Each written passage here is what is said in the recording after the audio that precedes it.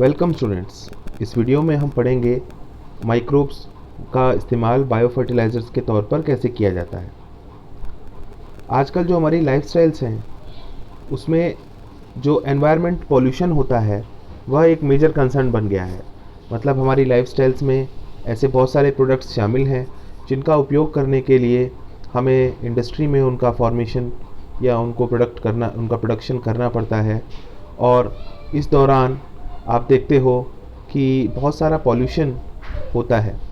तो अगर आप केमिकल फर्टिलाइज़र्स का प्रयोग करें to meet the ever increasing demand of agricultural produce, तो क्या होगा कि जो पॉल्यूशन है वो भी बढ़ता चला जाएगा। बिकॉज जो केमिकल फर्टिलाइज़र्स है they lead to the soil pollution, water pollution. तो of course, we have now realized that there are problems associated with the overuse of chemical fertilizers, and there is a large pressure to switch to organic farming, the use of biofertilizers.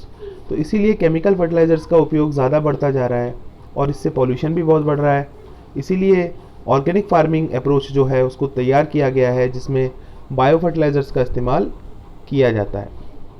Bio fertilisers क्या हैं? Bio fertilisers वो organisms हैं जो कि soil की nutrient quality को बढ़ाते हैं, उसे एनरिच करते हैं। तो बायो फर्टिलाइज़र्स के लिए कौन कौन से सोर्स हैं हमारे पास? हम बैक्टीरिया, फंजाई, साइनोबैक्टीरिया इनका यूज़ करते हैं एज बायो फर्टिलाइज़र्स। तो आपने पहले पढ़ रखा है कि जो लेग्यूमिनस प्लांट्स होते हैं उनके नोड्यूल्स में राइजोबियम रहता है।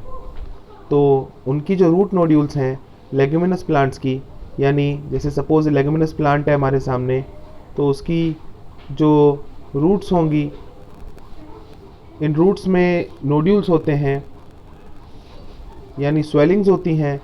और इन नोड्यूल्स में आपको क्या मिलेगा?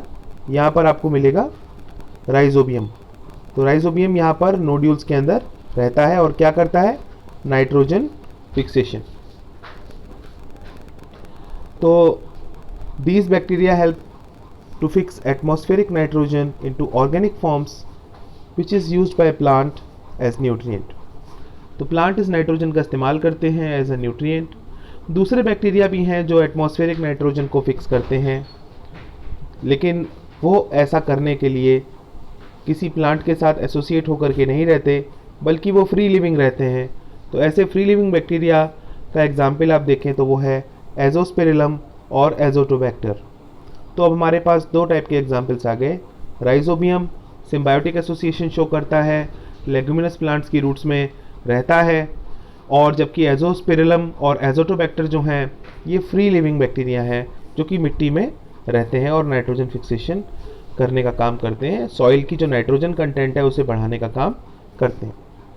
फंजाई को भी हम जानते हैं कि वह भी सिम्बायोटिक एसोसिएशन बना सकती है प्लांट्स के साथ, जिसे हम बोलते हैं माइकोरिजा। तो एक जीनस है जिसका नाम है ग्लोमस। तो ग्लोमस जीनस की जो फंजाई होती हैं ये माइकोरिजा बनाने का काम करती हैं।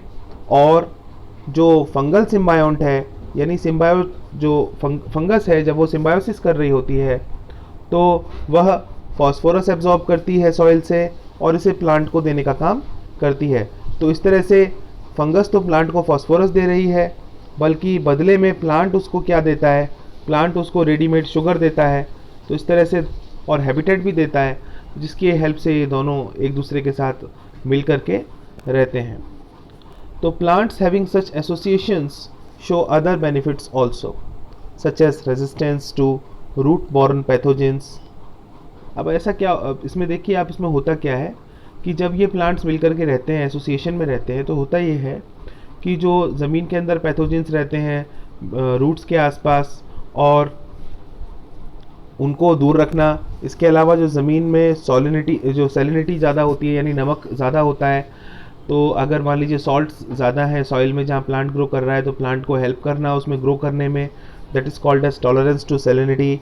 इसके अलावा अगर मान लीजिए सूखी ज़मीन है, पानी की कमी है, तो वहाँ पर भी प्लांट आराम से रह लेता है। तो इस तरह के माइकोरिजा जो होते हैं वो प्लांट को रूट बॉर्न पैथोजन से बचाने का काम, सैलिनिटी वाली कंडीशन में रहने का काम और सूखे इलाकों में रहने में उनको मदद करने का काम भी करते हैं, जिससे कि प्लांट की ग्रोथ और डेवलपमेंट दोनों का विकास होता है। तो यहाँ पर आपसे पूछा गया है कि अब आप बताइए फंगस को क्या मिलता है प्लांट से। तो यहाँ पर आंसर है fungus derives readymade sugars from the plant as well as fungus lives on the plant, so plant provides them proper habitat. Next is cyanobacteria जो होते हैं, आप जानते ही हो वो क्या होते हैं। These are the autotrophic microbes. They are widely distributed in aquatic and terrestrial environments, many of which can fix atmospheric nitrogen। जैसे कि आप जानते हो कि साइनोबैक्टीरिया जो हैं पानी में और सॉइल में दोनों जगह आपको मिलेंगे और ये एटमॉस्फेरिक नाइट्रोजन फिक्स करने का काम करते हैं। जो नॉन साइनोबैक्टीरिया है हमारे लिए जिनको हम जानते हैं वो है एनाबिना, नॉस्टॉक, ऑसिलेटोरिया। अगर आप धान के खेत देखें, पैडी फील्ड्स, तो वहाँ पर आपको साइनोबैक्टीरिया का यूज़ होते हुए मिल जाएगा। आजकल ये काफ़ी फेमस है, उसको बायो फर्टिलाइज़र के तौर पर काफ़ी इस्तेमाल किया जा रहा है।